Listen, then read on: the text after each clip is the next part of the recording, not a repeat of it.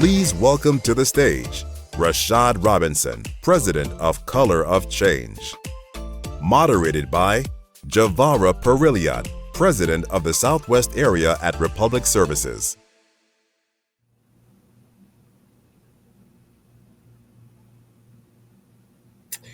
Good afternoon. Hey, I'd like to thank everyone for hanging with us for the last session of the day. Sometimes they say we save the best for last. I'll let you be the judge, but I'm super happy to be here with Rashad to talk about It's All One Struggle, the 21st Century Civil Rights Movement.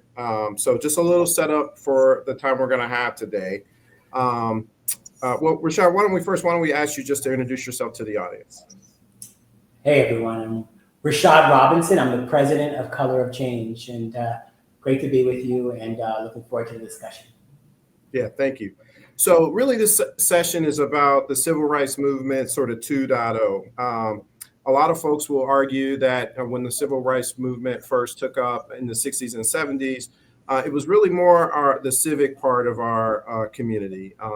Reverends, preachers, pastors, community organizers, teachers, and they really took up the fight. But as we sort of move into the 21st century, corporate America, corporate executives, Black leaderships in general needs to sort of take up the mantle.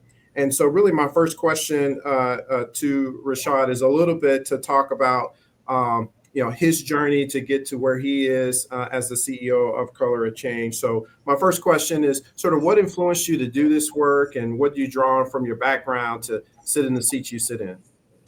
It's great. It's a great question. I think about it from time to time just because so much about where I'm at is a reflection on where I came from. And I grew up on Eastern Long Island, which is a town called right outside of Riverhead. I don't know if anyone knows Long Island. It's the last exit on the Long Island Expressway. Sometimes people say, Black people live there? I'm like, yes, Black people live there. And my family got there through the Great Migration. So the farm fields of Virginia to the farm fields of Eastern Long Island. So my great-grandparents got to Eastern Long Island. So I grew up there, but my parents grew up there. My grandmother went to the same high school that I went to. Not the same building, but the same high school.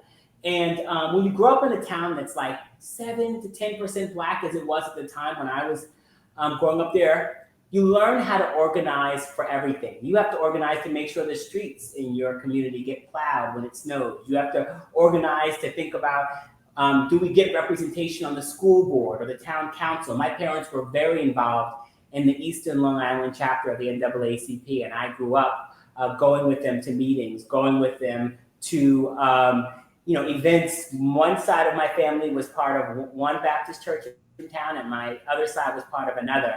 And there would be, all sorts of programs, and that's where people engage when there was times to organize and engage in activism. And so sometimes people may see the work I do and think that I came from out of nowhere, and that maybe it's a different trajectory than some other folks who are in leadership. But actually, my story is very similar. I grew up in a family that talked about issues. I led my first protest in town in Riverhead that was successful. I was on the cover of Newsday, Long Island's newspaper, as a senior in high school, leading a protest. I had a local public access talk show that talked about teen and local issues. I've always been drawn to what does it look like to bring people together to impact positive change. And my father is a contractor. I'm the first in my family to go to college, but my father's been a self-employed contractor, a businessman my whole life. He founded his business before. I worked mostly in high-end homes on Eastern Long Island. I had a taste every summer until I decided I didn't want to carry cement buckets. He's a tile contractor. Of going into a very rich, fancy home, but also having a family that was working class, middle class. But having a father who's a builder, built things, engaged with infrastructure, employed people, had to engage in service and servicing and serving people and having feedback about your work. All of that, I think, is also part of what has shaped my journey, shaped my understanding of power and privilege and race and class. and has absolutely informed how I show up in the world today. Well, thank you. That's such a great introduction to you, and what a legacy, sort of going to the same high school as your grandmother, and sort of the generational sort of history that sort of brings about. Talk to me a little bit about how you would define your purpose and your values. So, my purpose is to build power and win change. It's to, and when I talk about change, I'm talking about change both politically and culturally. And my values stem from a place of justice and freedom and equity. Those are novel concepts. Those are novel concepts. And as I said them, they can sometimes feel almost cliche. And so let me maybe be a little more specific for everyone. So I was, born Black in a community where it's deeply challenging to be Black. I, at some point in time, recognized that I wasn't like a lot of the other boys growing up, and eventually came out, right, as gay. To know me is to know that I am 5'3".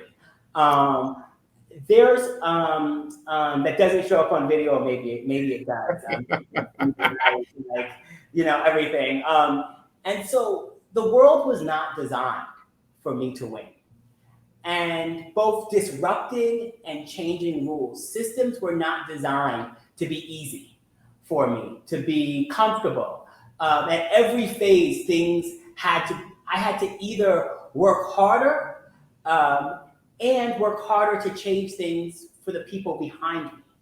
And that I think is also a piece of the sort of values that shape both my understanding of the world, but also the ways in which I engage every day, how I wake up and believe that something better is possible, and that I can be part of making that a reality. Yeah, no, I really appreciate you sharing that context and background. I think that's something our audience can really identify with. I mean, that notion that, the old saying, you got to work twice as good to get half as far. And I think a lot of that is driven in success in the Black community. I want to pivot a little bit to the organization you lead. So Color of Change, founded in 2005. I'm not sure everyone with us today knows about the organization, the mission and purpose of the organization. So can you tell us a little bit about your organization and what their purpose is? Yeah, so Color of Change was founded in 2005. And 2005 might not mean anything to folks, but I'm going to explain why the founding was so important. It was in the aftermath of a flood, which we know of as Hurricane Katrina. And it was caused by bad decision makers, and it turned into a life-altering disaster by bad decision makers. Black folks literally on their roofs begging for the government to do something and left to die. And the thing about Katrina, and the thing about so many moments about those type of moments, whether it's Katrina, whether it's COVID, whether it's these moments that sort of illustrate systemic racism, manufactured inequality up front, is that they tell us things that we already know.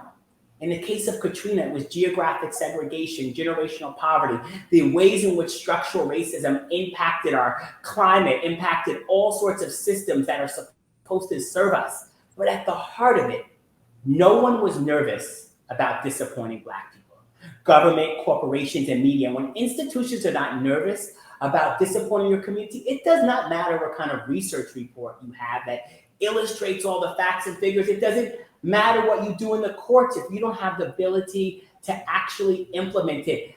You can't research your way or policy your way or even nonprofit executive direct your way out of a moment like Katrina. It takes people power and narrative change. And in that moment, our founders, James Rucker, who eventually became the first executive director, and Van Jones, who many in your network probably know, recognized that there needed to be a new piece of infrastructure to channel the outrage and energy to fight for systemic change.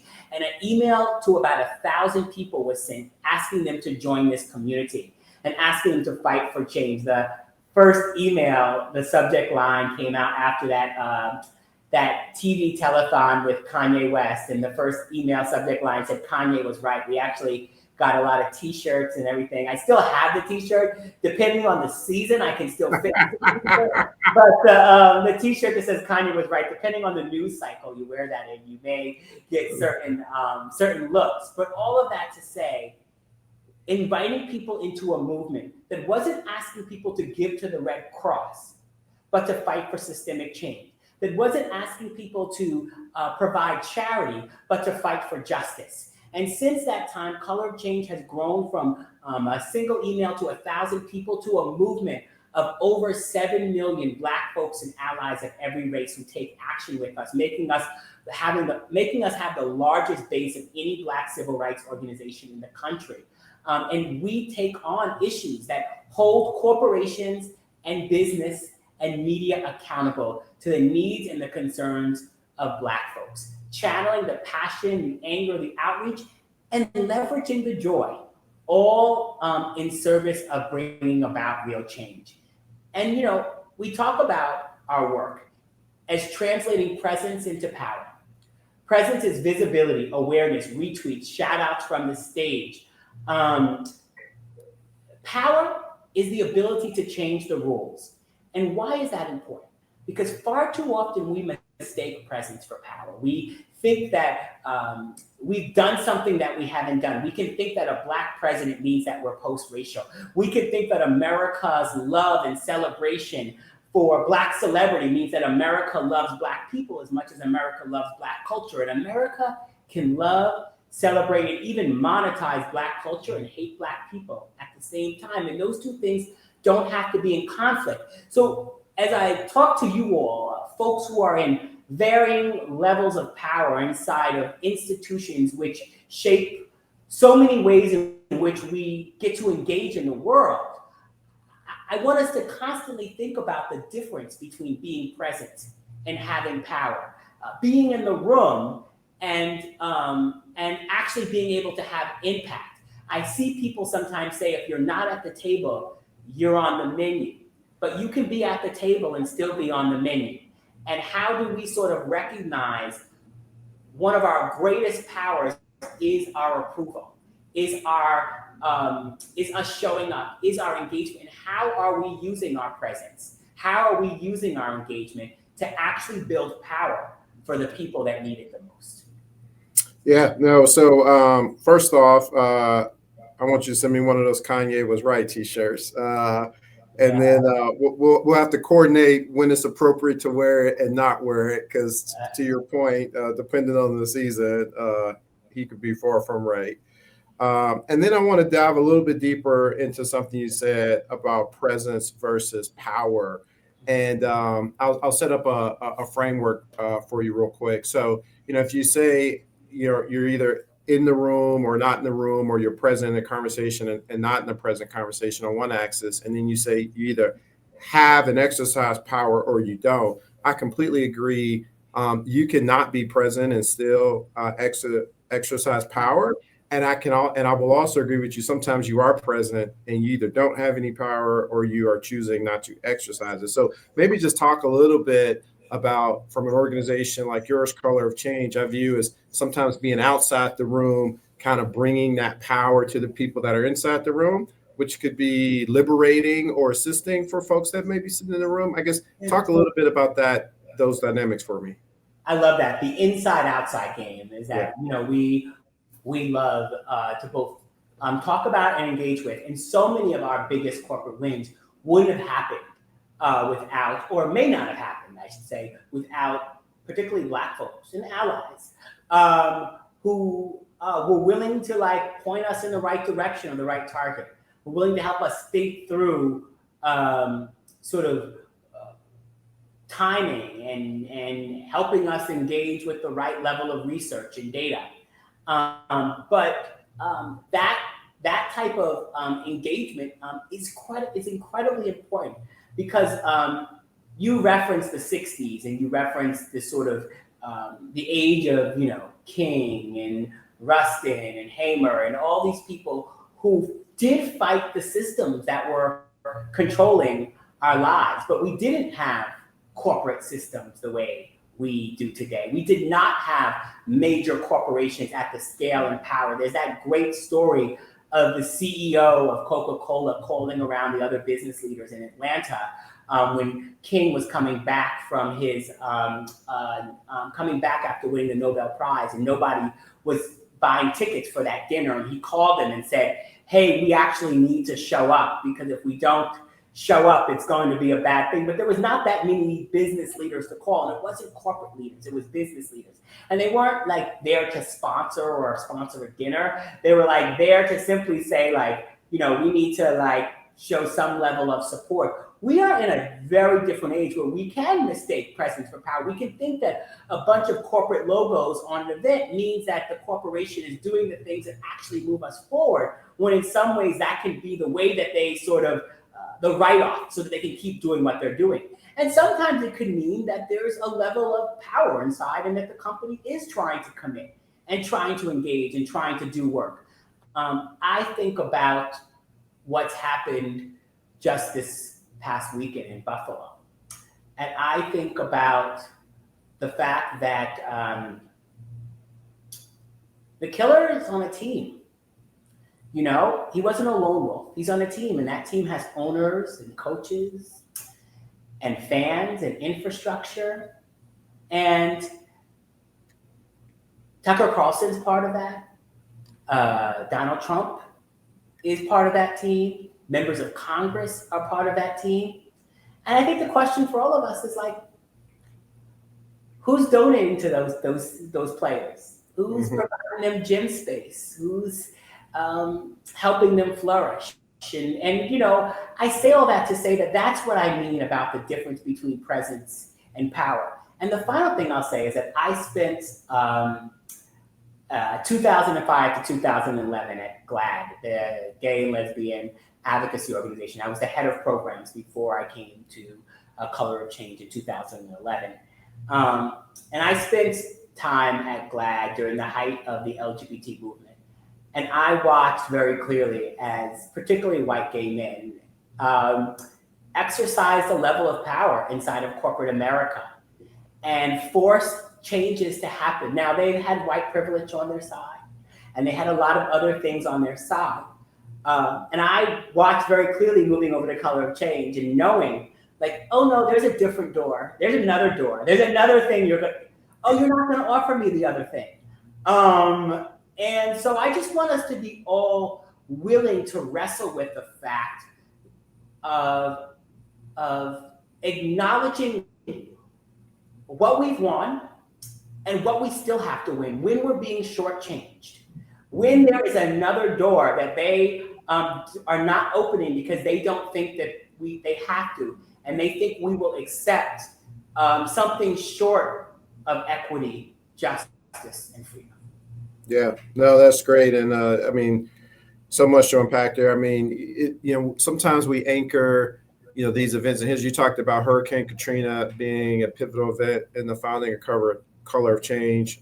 We're all aware that George Floyd was an inflection event around Black equity and justice in the corporate America. And even trying to gear up this conversation to inflex off of George Floyd, there's the Buffalo terrorist act against Black people just going out doing their daily shopping. And so there's always the next thing there to come. And sometimes the work just feels like it's going to be there forever.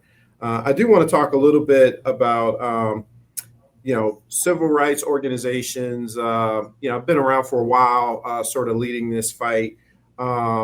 How would you say, or what would be your vision for taking the fight forward using the Color of Change model?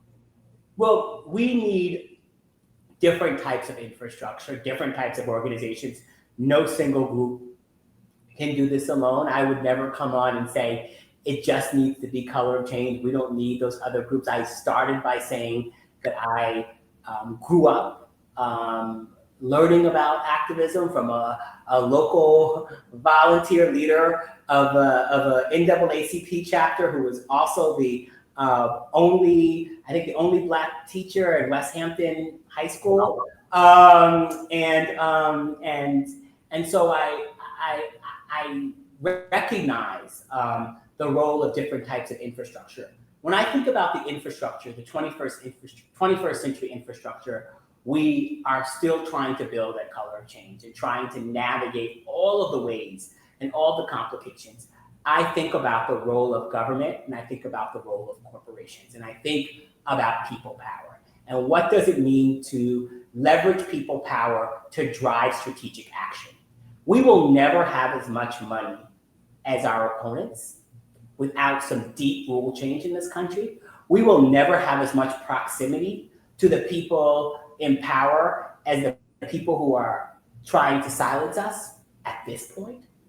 What we have is the people, and we have to continue to grow that base. I believe in multiracial coalitions because that's also part of what we have to build, and we have to help people recognize a shared fate. I also believe that we will always lose in the back rooms if we don't have the people lined up at the front door. And that means that we have to do the organizing work and the advocacy work. And then finally, because we're in the 21st century, I believe that people live in virtual worlds and geographic worlds. Our electoral politics and our political elections are structured around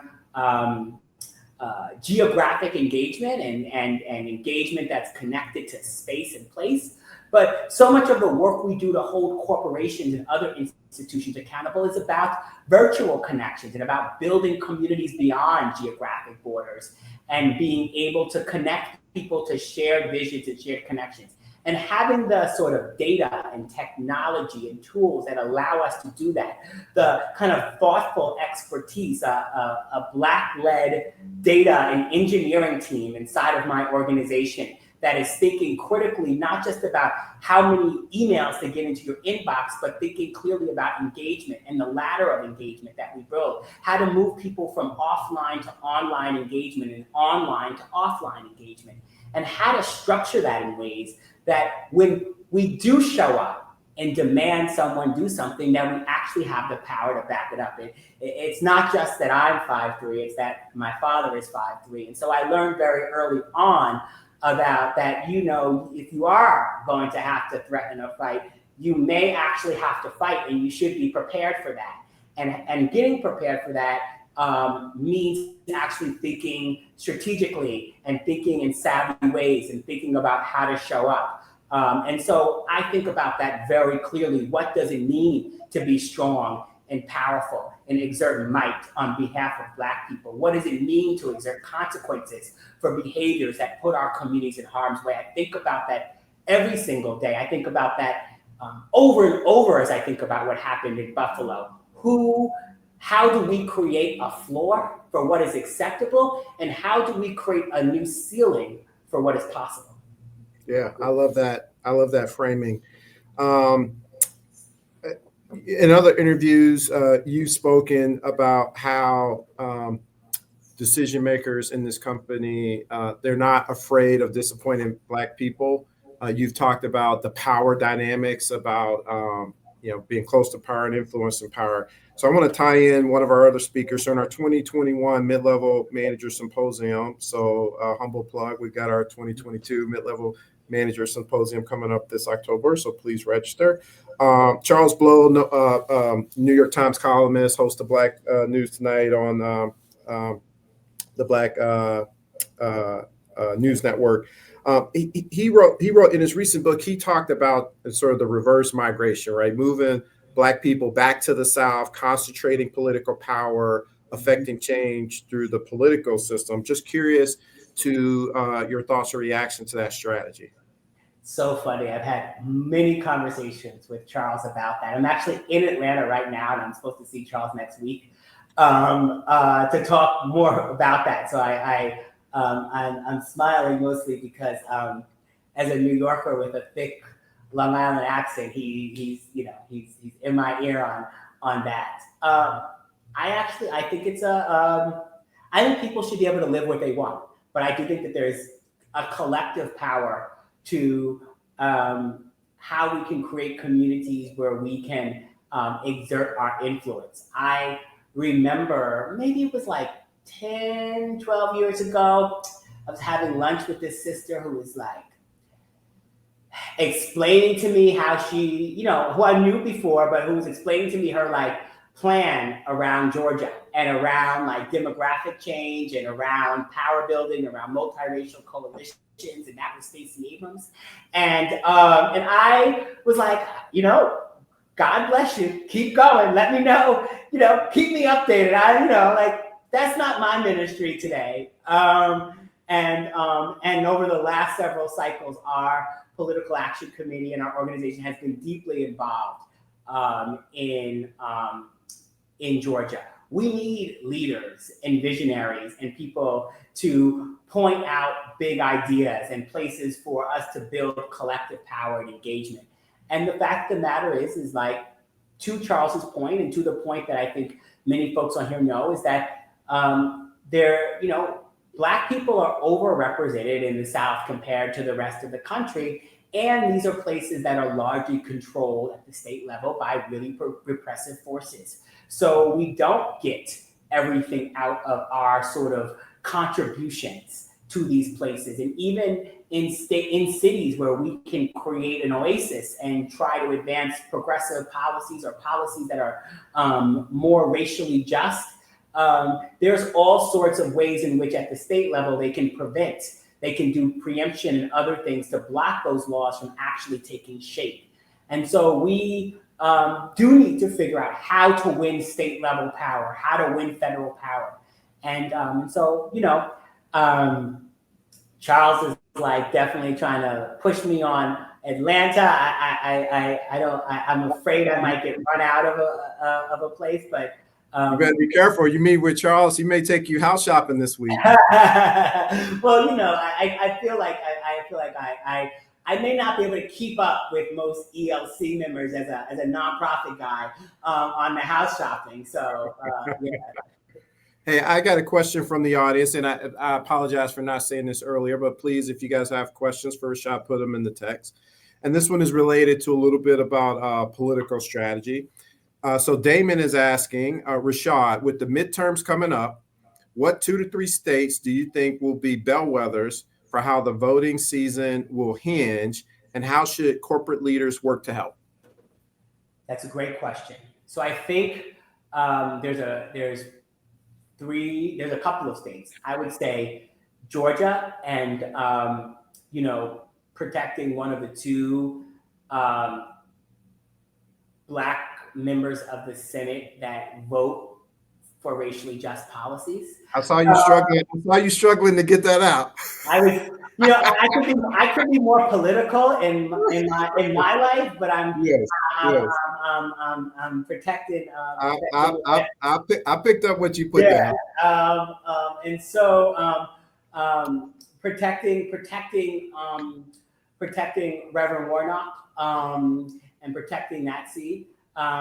There is and there are Senate seats that could potentially end up more racially just, having candidates that actually will stand up for things like voting rights, do have platforms that talk about police reform, that do have platforms that talk about jobs and other things connected to our communities. And so I think states like Pennsylvania and Wisconsin are places that I think are going to be very important this election cycle. And then as we think about sort of the upcoming election, as we think about the 2024 election, I think that we cannot forget Secretary of State's positions, because we are dealing with a level of threat to the security of our elections, and secretaries of state in these places are the first line of defense. And then finally, I'm going to put a plug in for work that we're doing at Color of Change, which is not at the, we work at the national level, but we actually start our electoral work at the local level. And we start our electoral work with district attorneys, prosecutors. Prosecutors are the most powerful actors in the criminal justice space. If people want to learn more about that work, I would say go to winningjustice.org. Winningjustice.org is the only searchable database of the 2,400 prosecutors in our country. It's a place where you can learn about the prosecutors. We've created a video there, a kind of animated video that really describes what prosecutors do, and Common does the voice for us. And it really does describe, but it's a place where we have to engage more. I also think as many people in our community, irregular voters, first-time voters, might not be as excited about some of the stuff that's happening at the top of the ticket. If we can really connect the executive level of power of prosecutors not prosecuting around drug offense, dealing with issues like money bail, not prosecuting a woman for making a medical choice. All of these things are part of the agenda, and prosecutors have a lot of power. And it's why we focused our energy. We start at prosecutors, and then we try to work up ballot. Not pretending like one senator can control everything, but a prosecutor of a big city can make a lot of change in people's lives tomorrow. And that, I think, is incredibly important. I love that. Winningjustice.org. Yep. All right. So shifting gears a little bit. We've talked about this argument that a win for Black people is, or you've talked about the argument that a win for Black people is a win for everyone. However, there could be some people in the majority that don't quite see it that way and see it as a win for Black people is something that they've lost. And so what would be your advice to people in this session about how to engage their white colleagues in that conversation? Yeah. Black people are fighting for new rules that are equitable. We're actually not fighting for things that just put us on the top at the expense of other people. We're fighting for new rules that make it equitable. And, I sometimes hear, maybe someone on the other side of a split screen on TV from me, or maybe sometimes the folks who try to jump into my feed on social or whatever, say that racism doesn't exist, or try to push back against the idea that racism, try to pretend like racial inequality isn't a real thing. Mm-hmm. And at the same time, many of these people are the same people that talk about replacement theory. And so if they don't think that racism exists, then why are they so afraid of becoming a minority? And because if being a minority doesn't mean that anything is bad, then you actually shouldn't worry about becoming a minority. And so the laws, the rules, the things that we are trying to put in place will make our country more equitable for everyone.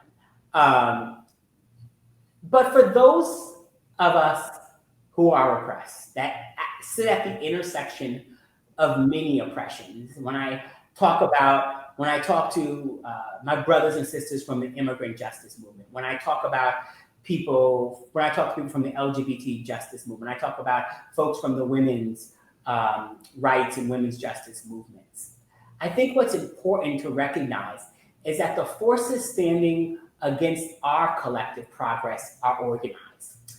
They are coordinated, and they would like nothing more than for all of us to go back to our corners, to our DEI bubble, and fight amongst ourselves for pieces of a pie that wasn't enough to begin with.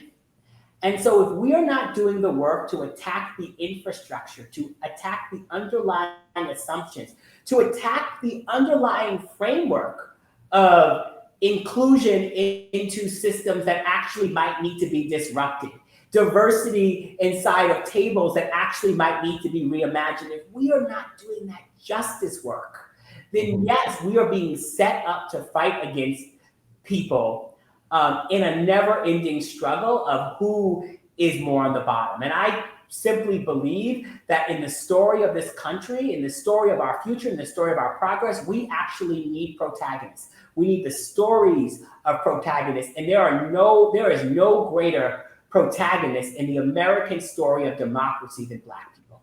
No group of people have stood on longer lines, faced more indignity, suffered more, and no group of people's wins have opened up more opportunity for other people than Black folks. And so when I talk about when Black people win, everyone wins, I mean that if we believe this country has moved forward in a direction, it is a result of the innovation, the execution, and the brilliance of Black people.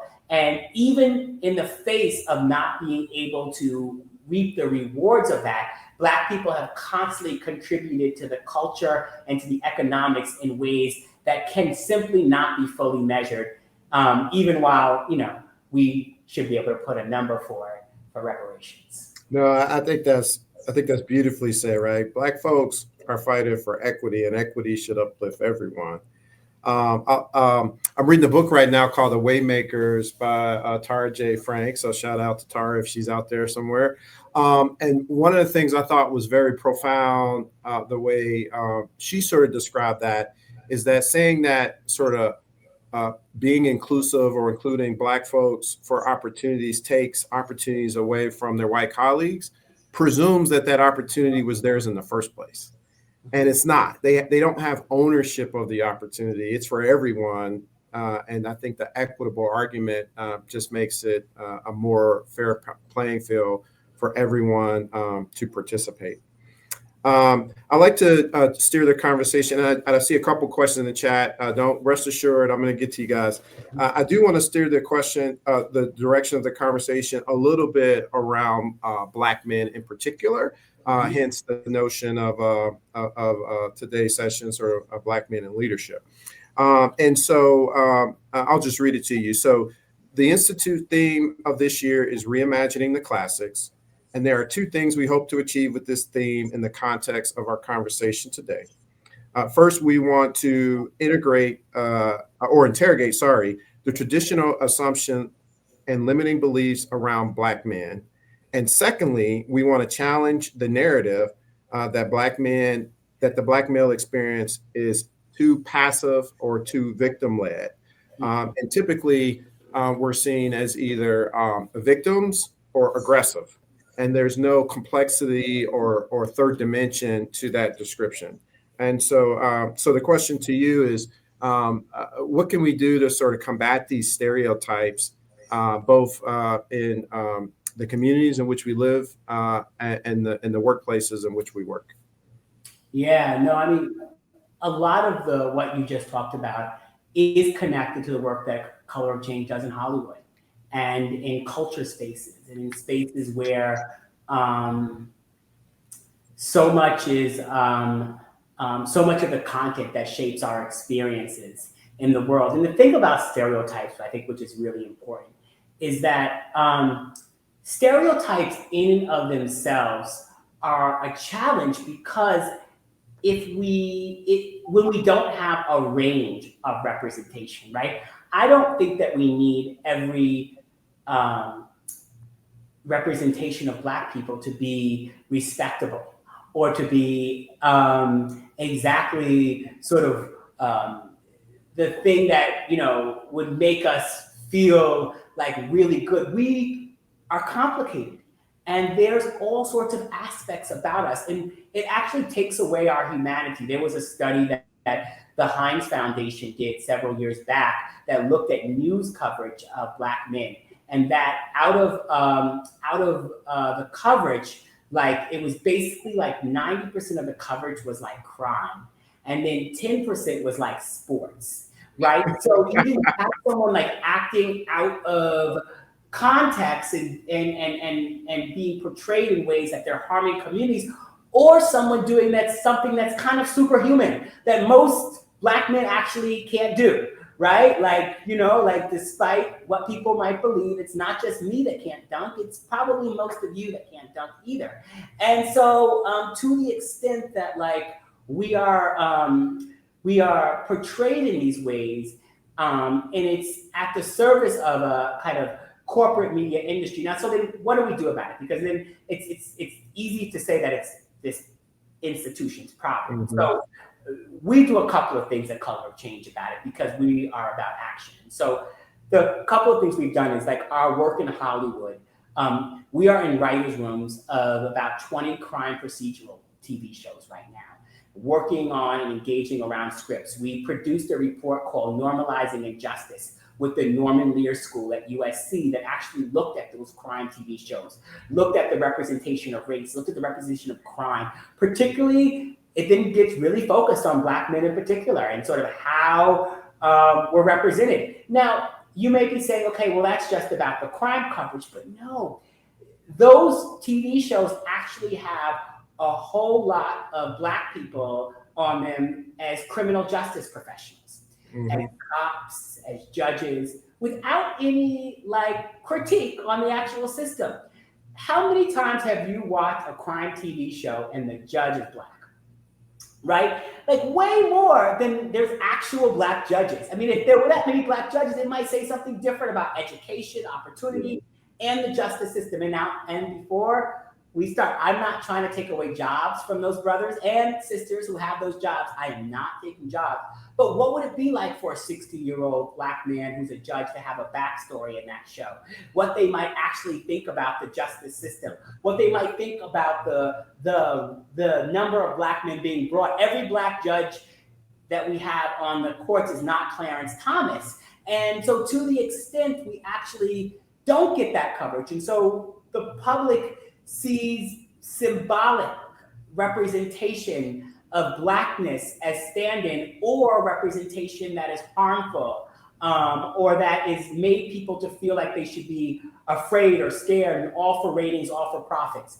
We've done the same thing with the news industry, where we've looked at the coverage of crime on local news channels and then compared it back to the actual arrest records in those cities. And we're able to see a distortion rate between the sort of crime that was actually the kind of representation of white crime and the representation of black crime, and see the decisions that are being made in the bullpen about when to show a mug shot, when to actually show sort of and so when I think about the scale of this problem of representation, I have to think about the interventions that we take, the research that we leverage, and then the ways that I mobilize people to hold those institutions accountable. The reason why we get into the writers' rooms for those TV shows is because we build the context and the expertise to make that possible. And then once we're in those rooms, we are like deep in the scripts, giving advice, pushing back. And so if you watch some of the crime TV shows since 2020, you may have saw storylines about police unions,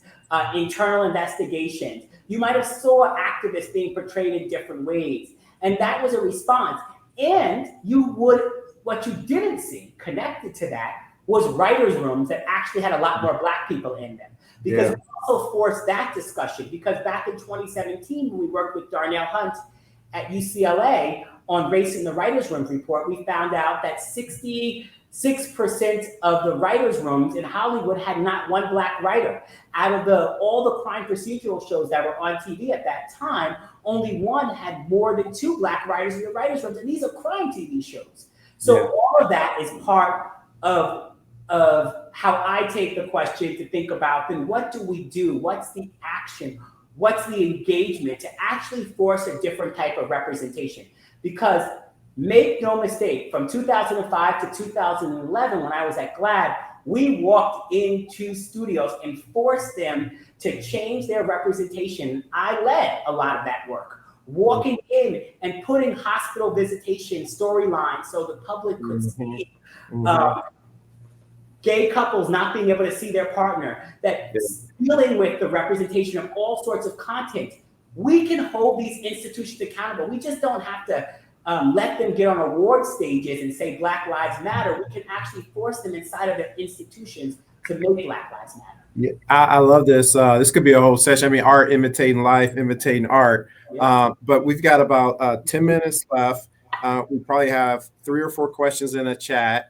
And so we're going to do a little bit of a speed round here. And so I'll just sort of read the questions I have and maybe try to give us a 1 or 2 minute answer. And then we'll bring it home. So Hardin asked, how do you take care of yourself when fighting for justice and change? How do you avoid being burned out? I don't know.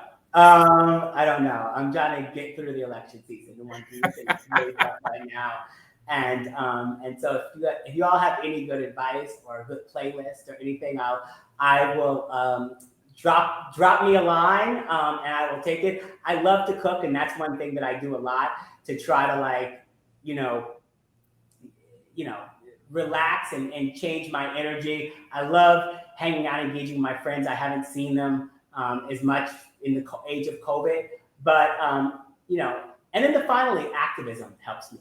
Being able to do something about the things I see in the world, but that can also be quite overwhelming as well. And so I'm All right. open. Well, you guys heard all you self-care gurus out there. Hit Rashad up. He's Maybe looking for. I'm open. Also, like I try to keep a pretty good and healthy exercise regimen. And even though like I don't want to wake up in the morning and go to the gym, it is incredibly important because I feel the impact of the choices I'm making, both in terms of my health and my diet and my food, and staying and keeping the pace I keep is important. And I just say that as Black men. In a world where we are hit with so many things, hypertension and all these issues, being able to be empowered or powering ourselves to make the best possible choices we can is an act of justice and liberation. It is a revelation that we should do, and we should do what we can. All right. Thank you. Kevin asks, thank you for the present isn't power. Incredibly powerful. What do you think the most important power we should focus on? Political, i.e. running for office, voting, or economic, boycotting, etc., voting with our wallet? I think it all works together, right? And I think that sometimes we want to like pick one. And I think if you're thinking about where do I put my energy, I would say, where do you have power? Where do you have leverage? Where do you have access? But as a community, we have to be focused in all of those places. Economic inequality goes hand in hand with political inequality. They work and they operate together. They shape-shift together and they collude together. And if we are not focusing on one, if we think that we can just get economic freedom and not trying to build political freedom, political power, we are not, we're gonna sacrifice all of our wins. They will slip away, both in the light of day and in the dark of night. That's right. Both and. So Terrence, the answer is both and. Oh, sorry, Kevin. Terrence has a question. Terrence's question is, how can other advocacy groups partner with Color of Change in Georgia? So you can reach out to us and I can connect you with our team that is doing the work in Georgia. And we're working in a number of states around the country. There are also great other organizations in Georgia that we're partnered with. And so I always got to uplift the folks like the New Georgia Project and others who are sort of in this state, and across the state and in various cities doing this work. Black Pack, and then there's organizations at the intersection, the Black Male Voter Project, and others. All of these groups are working in different ways and different strategies. Our strategy, in a lot of the places we're engaged with, is a volunteer-driven strategy. We are focused on reaching kind of the irregular Black voters. A couple of years ago, we used to call them like the people who voted for Obama but never voted in any other election. But that's you say that now and you just sound old. And so we've got to but it's folks who don't vote in every election. And we leverage volunteer engagement. And we're reaching out both at the doors and through technology to engage and building community events and programs and all of these things that helped build a level of excitement around elections. Excellent. Yeah. Let me see here. Daniel says, this is more of a compliment statement for Rashad. Wow, that is amazing. Your efforts have let me try it again. Wow, that is amazing that your efforts have inspired and amassed the largest civil rights organization in the country. No, sir, you are more than 5'3". You are 10'3" and growing and truly winning the world. Keep leading, King. So shout out to Daniel for the high praise there. Damon asks, Rashad, how do we fight the narrative that's in today's rise on crime and feeling that crime has risen as a result of criminal justice reforms that comes after the murder of George Floyd? Well, to be clear, we actually haven't gotten as many criminal justice reforms after the murder of George Floyd. And so the rise in crime is a result of a situation of deep economic challenge. And when you have poverty and trauma, you will have violence. And when you have poverty trauma, and guns, you will have gun violence. And so if we truly care about dealing with crime, we will actually deal with poverty, trauma, and guns. And anyone who wants to deal with it without dealing with those things, anyone who wants to give more money to police without more accountability, is not actually trying to solve those problems. Police do not solve crimes. Police can give us an illusion that things are more safe. But if the places where we had a lot of police were really safe, everyone would think that the hood was the safest space because that's where the most police are. Communities that are the most safe have mental health. They have healthy food. They have schools. They have all sorts of wraparound services that make those communities places that people are and feel safe. And so we want to invest in safety. We have to invest in communities. And that's really hard when people are afraid, when people feel damaged. Now, what you didn't hear from me was a slogan. What you heard from me was that we actually have to make very clear investments in communities that actually deal with crime. And I think that is real, because for those of us that have our aunties or our uncles or our grandparents, whoever, that are worried about crime in their communities, we have to sort of build the type of long-term policies that are actually going to change that. And also deal with the fact that police have utterly failed and want more money, want more power, and are only going to use it in ways that make us less safe. Yeah, thank you for that. Okay, we have just a couple of minutes left, so we're going to close out on this question, Rashad. There's a lot of folks in the meeting today. Last I saw, it was over 750 people here today. I wouldn't want to leave the conversation without giving you an opportunity to give us a call for action. Yeah. So what advice would you give the folks joining us today? Well, what I would say is to join, whether it's us or join another organization working in this upcoming election, working on advocacy. Use your power in your space, in the rooms that you're in, to open doors. I say at Color of Change, we need doers, donors, and door openers. And I believe that every advocacy organization needs some version of those three things.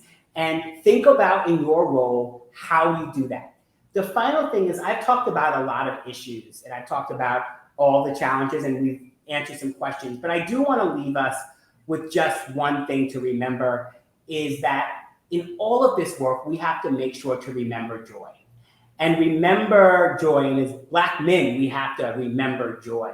It's a thing that can sometimes be ripped away from us. And Black joy is not the absence of pain, but the presence of aspiration, not just what we are fighting against, but what we are fighting for.